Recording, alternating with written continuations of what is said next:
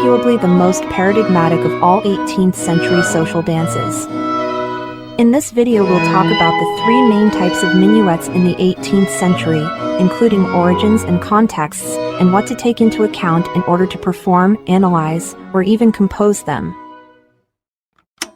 The Danceable Minuet. The minuet, or menuet in French, originated as a folk dance in France, probably at the beginning of the 17th century. According to some theories, its name came from the French menu, which means small, supposedly alluding to its short and dainty steps. The minuet was introduced for first time as a court dance around mid-century, at the beginning of Louis XIV's reign, a king known for his active love for the dance. The oldest known minuet was written in 1653 by Jean-Baptiste Lully, the Florentine-born violinist who had just been appointed Louis XIV's royal composer. Until his death in 1687, Lully contributed enormously to the spread of this new court dance, composing a total of 91 minuets for different uses. However, the peak of its popularity would be reached during the next king's reign, Louis XV, around the 1730s. The pastoral idealization of the minuet's origins fit perfectly with the new Rococo's aesthetics, in which the synthesis between nature and courtly refinement was the central aspect. Soon, all the courts across Europe incorporated the minuet as the new favorite ball dance, praised for its noble and elegant simplicity. Unlike in other court dances, in the minuet the difficulty wasn't much about a highly sophisticated choreography, but about being able to execute its steps with precision and apparent ease. The minuet was a couple dance in triple meter, usually written in 3/4 time signature. The following are its three basic steps. The plie, plié, characterized by a bending of knees on the music's upbeats. The élève, élevé, an accented dance step in which the body is elevated at the tip of one or both feet. And the pas de marcher, which is a step forward in a leave position, at the tip of one's feet. Two or more steps in a row formed a group of steps, like the demi-coupe, demi-coupé, the coupe, coupé, and the pas de bourrée. And these are then combined into step units, which are the equivalent to music measures in dance. The essential step unit in the minuet was the so-called pas de minuet in two moves, which combines a demi-coupe and a pas de bourrée. It's worth noting that, since the plie step, the bending of knees, was not supposed to be performed on the music's downbeats, the actual first step of the pas de minuet was the élève, always starting with the right foot, and from there, the whole step unit was executed and repeated. It encompasses a total of 6 steps, one per beat, which means its length is equivalent to 2 music measures in 3/4 time signature. This was something unique at that time, as the rest of Baroque dances adjusted to 1 music measure per step unit, and it definitely made the minuet more demanding in terms of concentration, as we shall see later. 1, 2, 3, 4, 5, 6. 1, 2, 3, 4, 5, 6. 1, 2, 3, 4, 5, 6. 1, 2, 3, 4, 5, 6. In this example, we've got 2 step units of 6 beats each, grouped in a 12-beat symmetrical pattern. At least 4, and up to 8 step units were required in order to perform a figure. Figures were the floor patterns displayed by the dancers, and they usually encompassed a total of 24 or 48 beats, grouped into 4 or 8 step units respectively. This translates into 8 or 16 bars in 3/4 time signature, which is the normative length of every minuet part without and with repetition respectively. It should be noted that up to mid-18th century, irregular minuets could also be found, in which the length of the phrases wasn't a multiple of 4, for instance 6 or 10 measures. This kind of minuets were known by some as minuets vicieux or vicious minuets in English, and they were considered harder to dance due to the potential incongruity between phrase length and dance figures. Perfect correspondence between figures and music phrases wasn't always expected in minuets, but as long as the dancers could sense a clear 2 bars pattern in the music that allowed them to execute their basic step units, this wasn't considered much of a problem.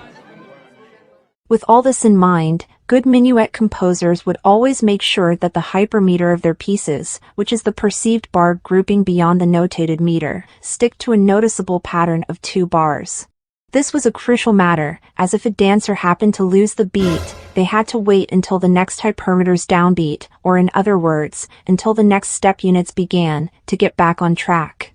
Doing so in the wrong downbeat would lead to the dancer going off with respect to the rest. This is why the hypermeter's downbeat was usually referred to as the bon measure, or good measure, while the upbeat one was the fausse measure, or false measure. Another potentially problematic issue was related to the customary reverences that dancers were supposed to perform at the beginning of the dance. According to Callum Tomlinson's 1724 treatise, this ceremony could be executed before the minuet started, accompanied by a brief introductory music passage. However, it wasn't always like that, and we know that sometimes dancers would perform their reverences once the minuet had already started, taking from 2 to 4 measures in doing so. In this last case, it was crucial for the dancers to be able to feel the beginning of the next bon measure, so they could start their choreography at the right metrical place. French dance masters played a major role in the standardization and diffusion of the minuet across Europe and the American colonies. They usually accompanied their students with small-sized violins, like the famous pochette or pocket fiddle, tuned an octave higher than the regular violin, and which music had to be written using the so-called French clef, a G clef on the first line.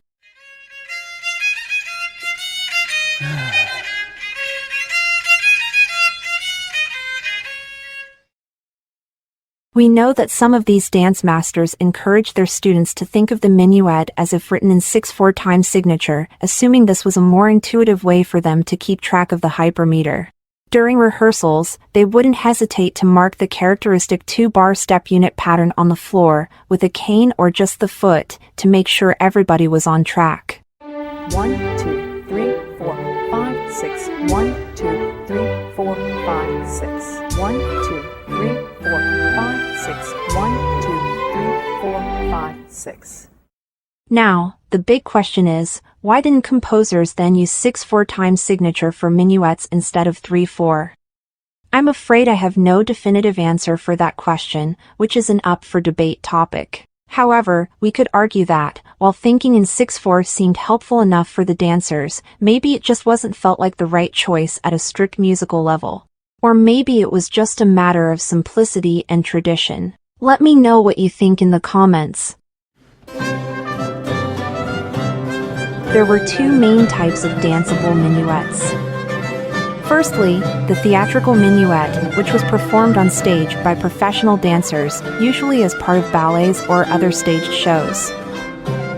Secondly, the so-called ordinary minuet, which was meant to be danced mostly by non-professional dancers in the context of social events and balls. When these balls happened in the court or in other aristocratic contexts, only a few chosen people were allowed to dance, while the rest remained sitting and watching. Before the music started, the dancers would group up in the middle of the space and do a reverence before the highest authority in the room, and another one before their respective couples. Dancing was considered an essential nobleman's skill, so the pressure to perform well was high among the chosen ones, and nobody wanted to make a fool of themselves in front of other nobles and peers. In order to avoid any possible misfortune, the dancers were given the music scores beforehand, so they knew exactly what was going to be played. This allowed them to coordinate their choreographies and figures with the upcoming music in the most precise way. On the other hand, when minuets were danced in popular events and balls, things played out quite differently. In these type of social events, everybody was welcome to dance, no matter their actual skills. The music to be played was unknown until the very last moment, so the dancers had to adjust their choreographies and figures on the go. However, by the second half of the century, this skill wasn't as common as it used to be anymore among popular classes. For this reason, a safe option was to stick to a reduced list of well-known minuets that most of people already knew how to handle. Or at least, that's what we could guess from Leopold Mozart's words during a trip to Paris in 1762. In the whole town there are about 2 or 3 favorite minuets which must always be played, because the people cannot dance to any, except for those particular ones during the playing of which they learn to dance. During the last third of the 18th century, the popularity of the minuet started to decline progressively in favor of more energetic dances, such as the contradance. The minuet remained as a symbol of the aristocratic class until the very end of the century, and would still be in use as ceremonial opening dance in balls, although in a new highly stereotyped and rigid fashion. It was during this period when Viennese composers developed one of the most characteristic features of the late 18th century minuet, which is their grouping in contrasting pairs, known as minuet and trio. Performing minuets in pairs wasn't a completely new practice, and when it happened it was customary that the first one was repeated after the second, something known as minuet 1 da capo. However, with the trio, an explicit contrast was expected with respect to the first minuet, in terms of a lighter instrumental texture, and usually a more lyrical character. It's worth mentioning that it was Johann Sebastian Bach, one of the first composers that used the term trio for his contrasting minuets many years before, but he reserved the name for those pieces specifically written in three-part texture, which is not the same as for three instruments, as it's sometimes wrongly assumed. More about this concrete topic will be addressed in the last part of this video. This is Wolfgang Amadeus Mozart's Minuet K599 No. 3, composed in 1791, his last year of life, as part of a 6 danceable minuets set for the Viennese Imperial Palace of Hofburg. It follows the standard formal layout for late 18th century dances, which is the rounded binary form. In this structure, the piece starts with an initial theme, a period or a sentence, usually encompassing 8 bars, with a repeat sign at the end. Then it follows a contrasting middle section, which serves as a kind of tonal and motivic digression, which usually lasts either the same as the initial theme or half its length, like in this case. And finally, there is a reprise of the initial theme, either full or half length, which can also include some modifications with respect to the first time. In this case, we've got the latter option. Let's have a closer look. The initial theme of this rounded binary form encompasses a total of 8 bars, which is the standard for minuets. Taking into account the repetition, this means that dancers would be able to perform either 2 figures of 4 steps units each, or 1 single long figure of 8 step units, encompassing both repetitions of the music. In strict musical terms, we've got a theme structure called sentence, which is divided in 2 halves.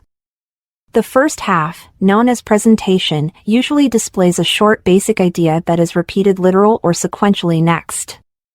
The second half, known as continuation, leads the music to a final cadence, which could be either a perfect authentic cadence or a half cadence on the dominant, like in this case. Other types of sentences might also involve a modulation to the dominant in the second part and a final cadence in the new key. Now, according with what we've seen up to this point, and knowing this is a danceable minuet, we should expect to hear a more or less clear 2-bar hypermeter organization, in accordance with the 2-bar step units followed by the dancers.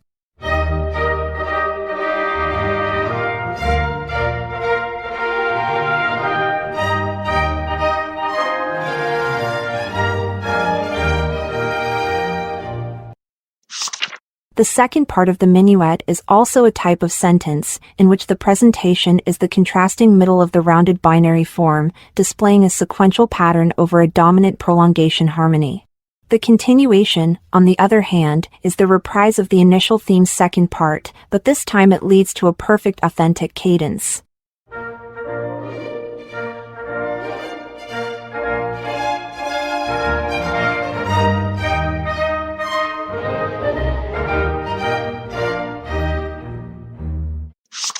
And now the trio, which is another rounded binary form in which the initial theme is also a sentence. However, the important thing here is noticing the contrast with respect to the minuet in terms of texture and character. Notice also that this trio shares key with the minuet, E-flat major in this case, something only common among danceable minuets.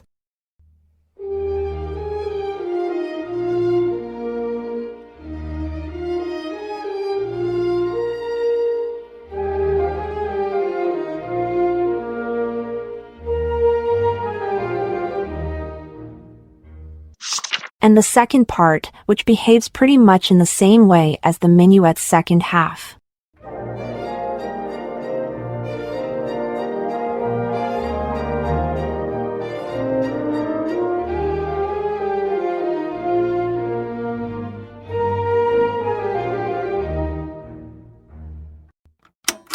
the pedagogical minuet. I distinguish two types of minuets within this group.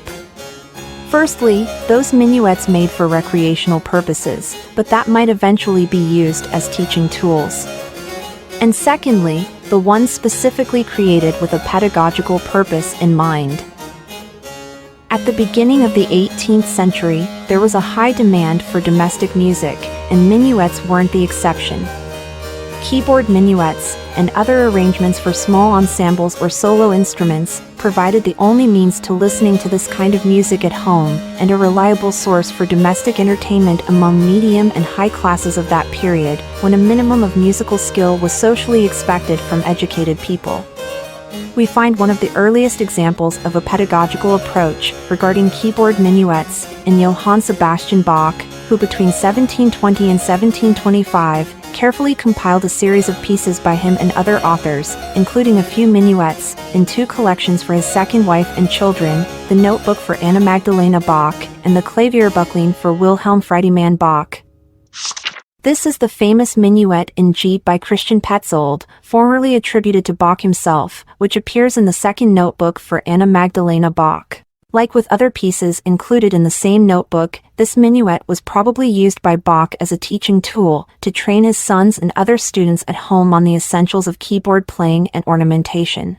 The very same function that it still accomplishes today in music schools, 300 years later.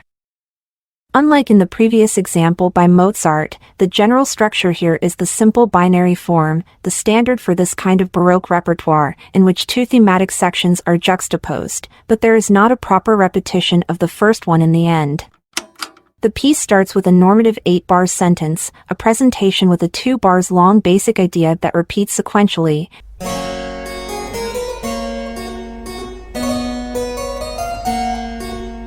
and a continuation that leads to a half cadence on the dominant.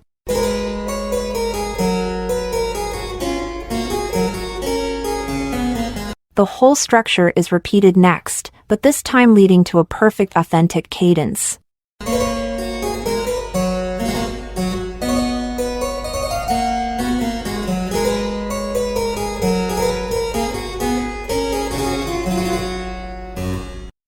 This is known as compound period, which is a sophisticated type of period, in which every half, the antecedent and the consequent, are also sentences, the first ending on a weak cadence, and the second one ending on a perfect authentic cadence. Notice also how the length differs with respect to the classical minuet. Here we've got 16 bars plus repetition, which is 2 times the number of bars for the equivalent part in the previous Mozart's example.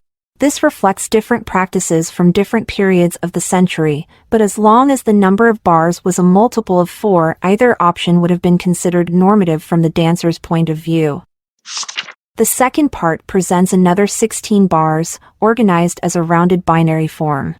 Here we've got an initial modulating theme, which moves from the initial key, G major, to the 5th degree key, D major.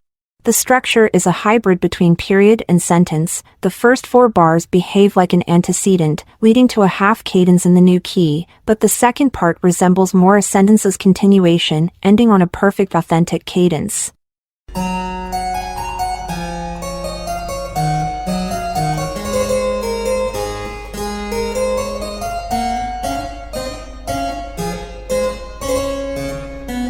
This is followed by a contrasting middle section of 4 bars, back in the initial key, which ends in a half cadence, and a reprise of the last 4 bars of the first part, but now in the initial key. Notice how these last 8 bars replicate the same structure than the first 8 bars, in terms of phrase behavior and cadence's organization.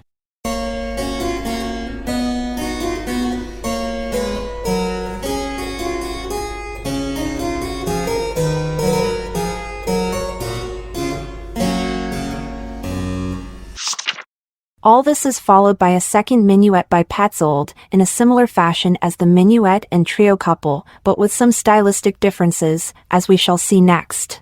Firstly, there is no clear contrast here in terms of character and texture, apart from the obvious switch to the minor mode. Additionally, the motivic content and the formal structure are in close relation with the first minuet, to a point where it'd be impossible to think of them as separate pieces. In fact, the formal layout is exactly the same, reinforcing the idea of unity, with an initial compound period, which only difference with respect to the first minuet is that it modulates to the relative major near the end. Another difference with respect to the first minuet's beginning is that the halves of the compound period now are hybrid sentences, with a middle half cadence, in this case the so-called Phrygian half cadence, displaying a Phrygian tetrachord descend in the bass.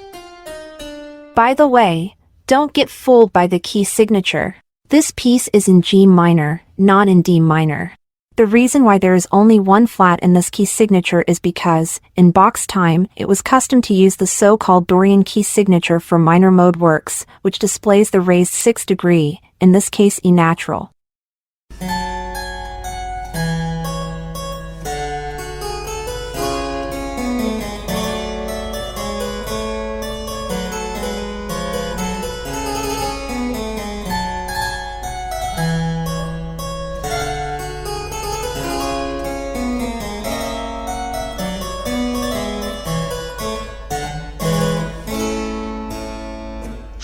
The second part is also in correspondence with the first minuet's second half in terms of structure and motivic content, organized as a rounded binary form, and modulating back to the initial key in the contrasting middle section.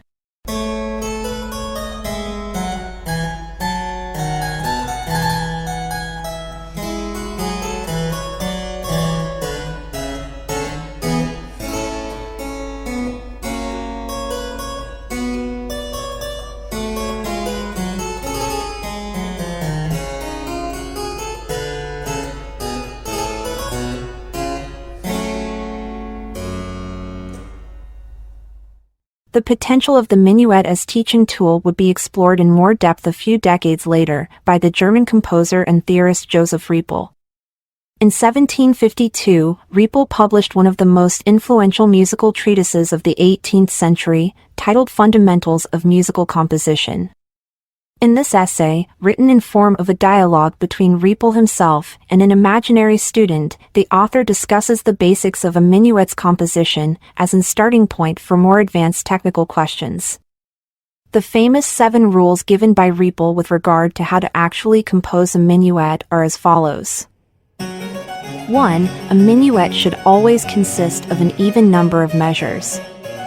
2. Each part should consist of no more than 8 measures.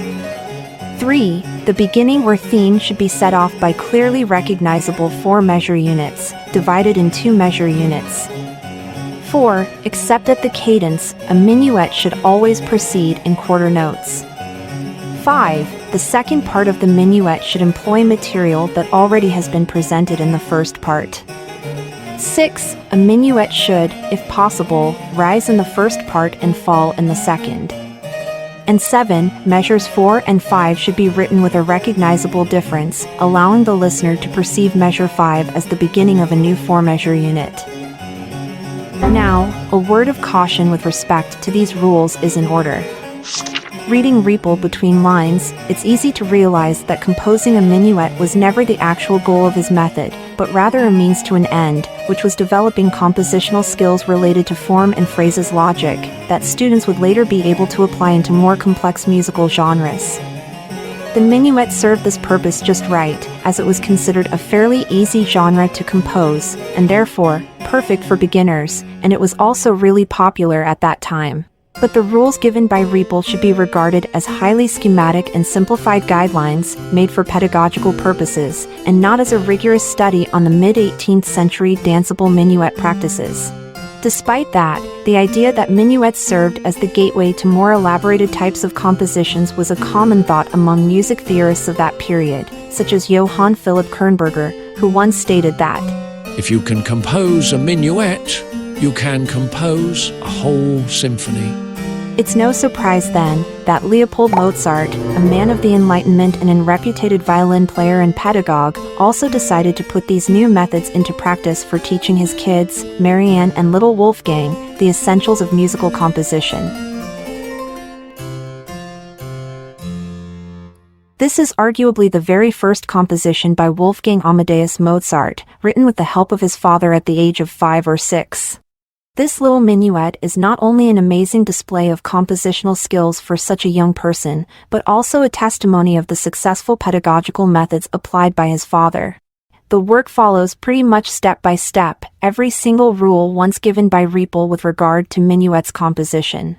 8 bars long theme, symmetrical parts, clear contrast between bars 4 and 5, 4 bars long phrases, 2 bars long phrase subdivisions, and the reappearance of previously heard material in the second half.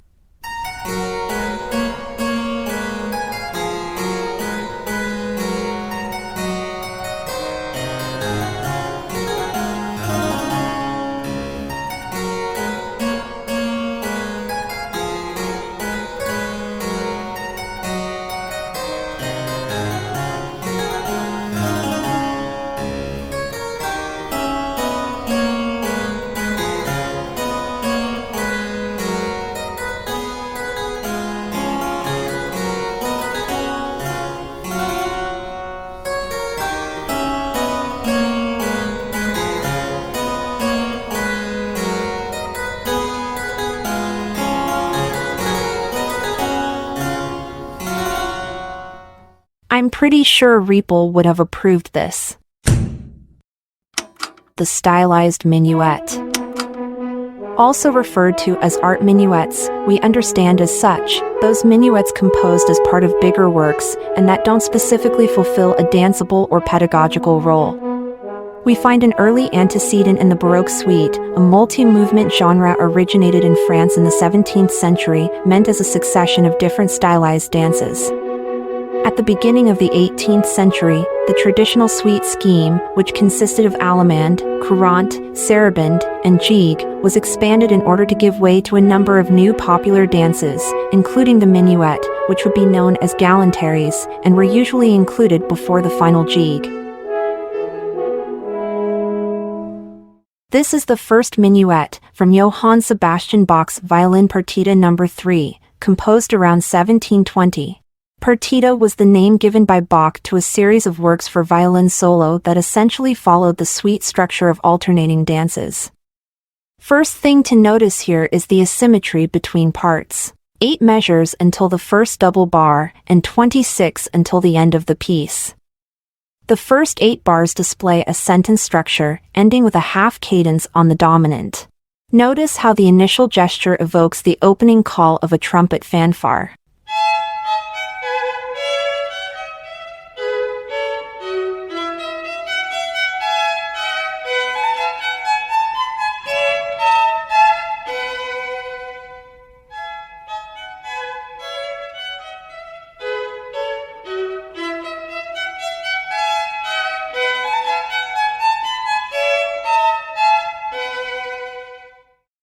The second part displays a big contrasting middle section, which is also set in 2 contrasting parts, as a small binary form.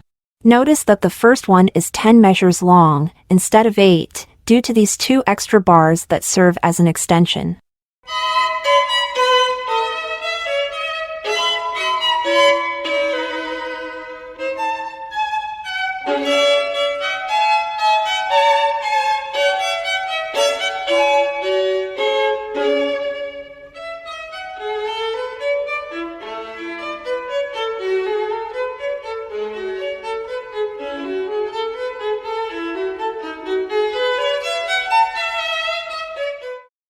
And then, a final 8 bars long section that fulfills a reprise function, but in a specially sophisticated way, as it doesn't simply repeat the beginning of the minuet, but it borrows materials from the middle section as well.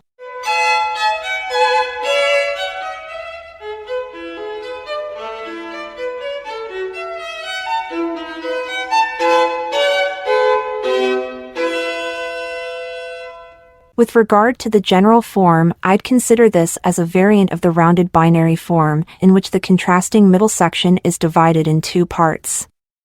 It's worth noticing, however, that this analysis is conditioned by the ubication of the first double bar, by which Bach sets the 2 parts of the minuet apart. If this first double bar was on bar 18 instead of bar 8, the structure would resemble more to an ordinary rounded binary form, in which the second part of the theme, from bars 8 to 18, modulates to the relative minor. Now, for the second minuet, Bach introduces a strong contrasting character, in this case a pastoral evocation that very much reminds of how classical composers will approach to the trio section in the future. Notice how these sustained notes allude to the bagpipe, which is an instrument closely related to the musette, a rustic French dance from the gavottes family.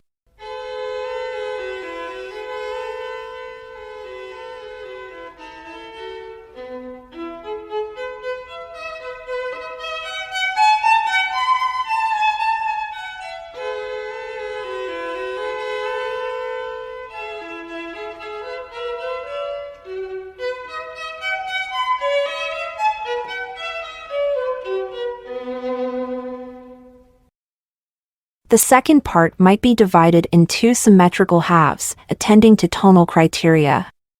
However, from the motivic point of view, I tend to see an asymmetrical disposition, in which only the last four bars clearly fulfill the reprise function, alluding to the initial material of the second minuet, but now in a more assertive fashion, close to the first minuet's character.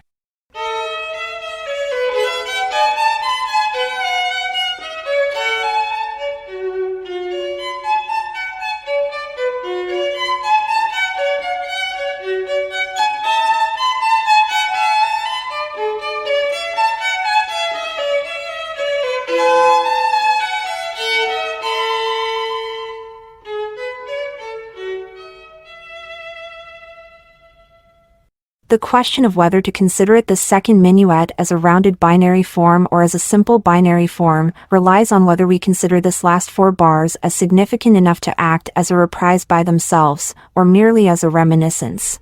Either way, in my opinion, Bach is exploring the formal possibilities of the genre.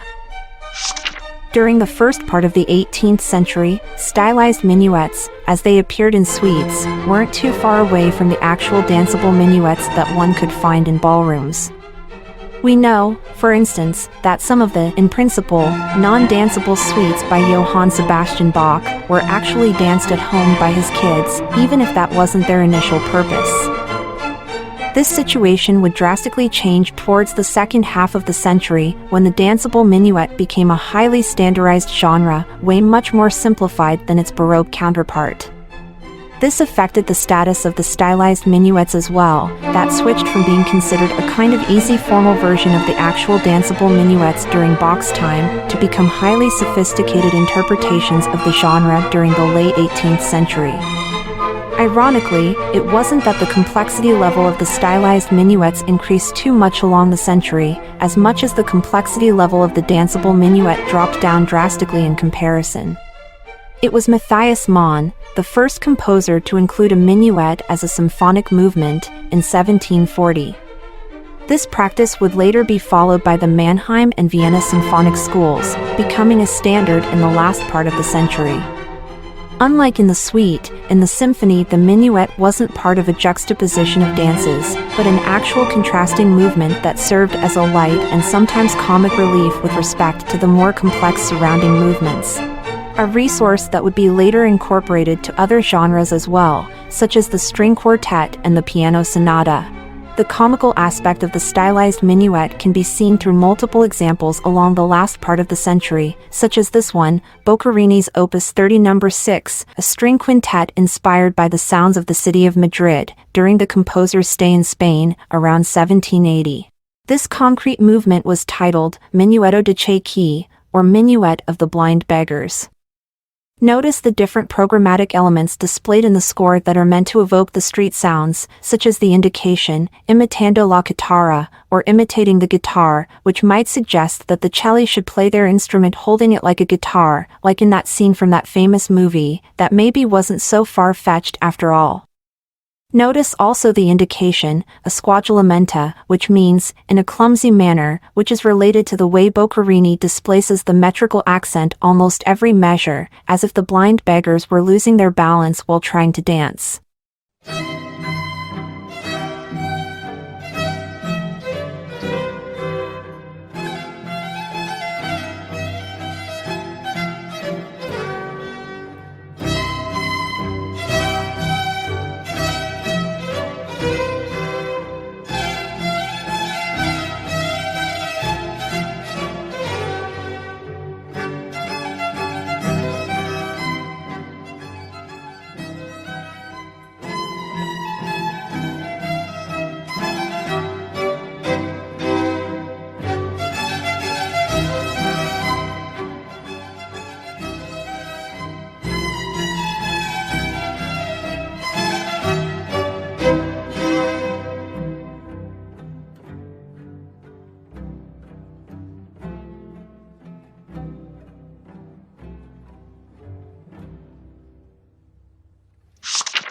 This is another example, taken from the beginning of the minuet of the famous Mozart's Serenade No. 13, Ein Kleinnachtmusik, or Little Night Music, written in 1787. At first glance, the minuet looks completely normative from the perspective of a danceable minuet, except for one little detail. It presents an hemiola near the end, a change in the metric ratio in which we feel 3 downbeats in the same span of time where there was supposed to be only 2, or in other words, we temporarily switch to a binary meter from a ternary one.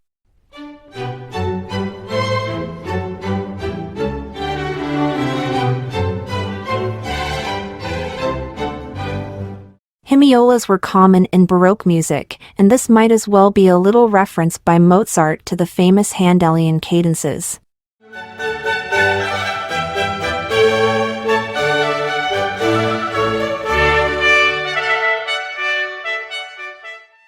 However, they were rare in minuets, and, while not undanceable, they were indeed considered hard and not suitable for beginners. Now imagine if some unwary guest actually tried to dance this apparent easy minuet, keeping track of the normative 2-bar step unit pattern. 1, 2, 3, 4, 5, 6. 1, 2, 3, 4, 5, 6. 1, 2, 3, 1, 2, 3, 4, 5, 6. It's worth mentioning that Mozart himself was an accomplished dancer, so he knew very well what he was doing here. However, it'd be another Austrian composer, Joseph Haydn, the one who took the stylized minuet to a whole new level.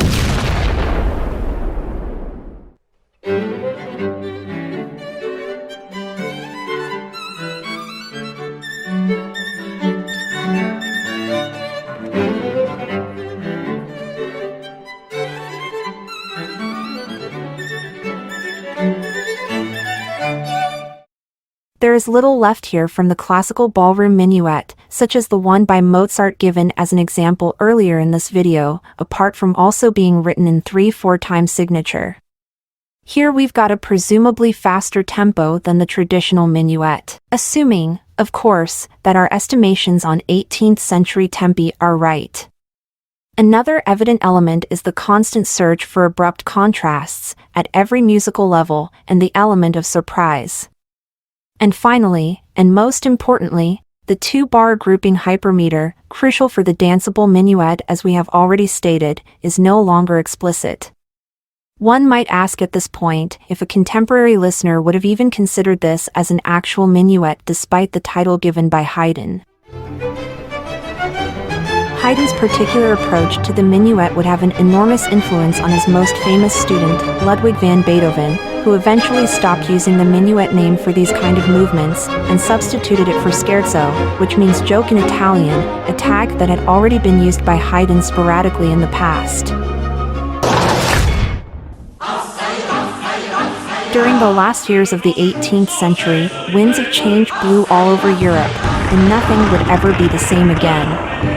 The symbols of the ancient regime, once considered eternal, were put under suspicion, just like those who were once represented by them. Wigs gave way to loose hair, as minuets gave up their throne in favor of the, soon-to-be, queen of all dances, the 19th century waltz. Minuets were to remain simply as an old memory, a testimony of a past era, one that for better or worse, was never to come back.